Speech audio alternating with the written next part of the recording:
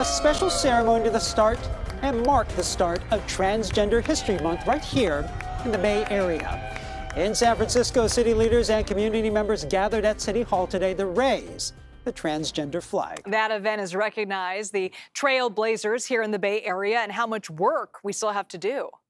We've seen a severe increase in young people and parents, as Senator Wiener mentioned, calling, sending DMs, asking for support because they're sending their youth, they're sending their children that are coming with them to San Francisco because they know across the entire country, San Francisco is where we will be safe. San Francisco is where we will be affirmed. San Francisco is where we can finally live our true selves and be in community.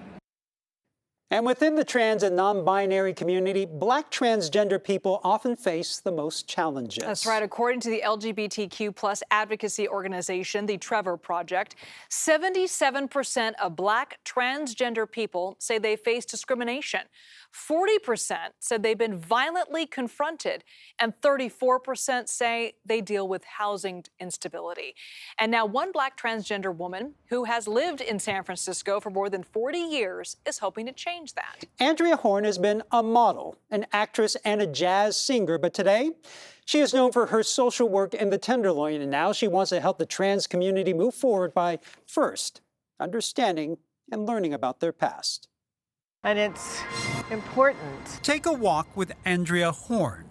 People need to know their history. And you will step into a world full of untold stories. This is not just trans history. This is American history. It's LGBT history. It's Black history. Pieces of history she has found. Madame Petrini. Through archives. Chevalier Dion. And photographs. Her name is Mary Jones. And this painting is from 1836. And it is the first time in American history that someone was called transgender. From the first, this is Mother George, to those who braved the Wild West. Mother George is a trans woman that was a midwife, and her family were some of the founders of the state of Idaho. To a piece of history. And its sister Kate. Right here in the Bay Area. She was the ruling queen of San Quentin in the 1920s and 30s. Stories she hopes will give the world more than just a snapshot of her community. Trans people need to know their history. We're told we're awful and we don't know our place in the world, and then come to find out that we were the fabulosity behind everything that was happening. And being fabulous is something Andrea Horne knows all too well. After transitioning herself as a teen at the age of 15, she would later move from Los Angeles to San Francisco. Because I had friends here.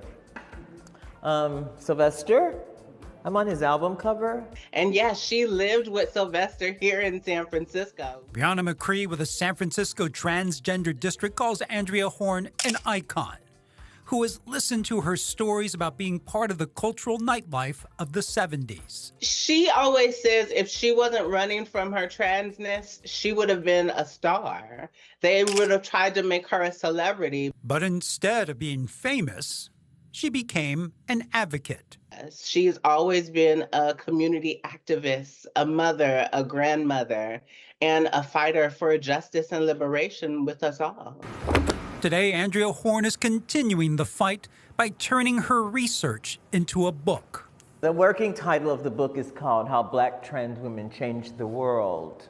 A book. I wish I were a girl again, half savage and hardy and free. Giving the transgender community a complete story. The message is for everyone, but I'm writing it for Black trans women. But the message is for all. A message you will better understand if you step outside with Andrea Horne. And she'll not only take you on a walk, she'll take you on a journey. So that we can all be informed and fabulous. Because I'm already fabulous. I'm trying to help y'all. Yes. She is absolutely fabulous. Special appearance by May May.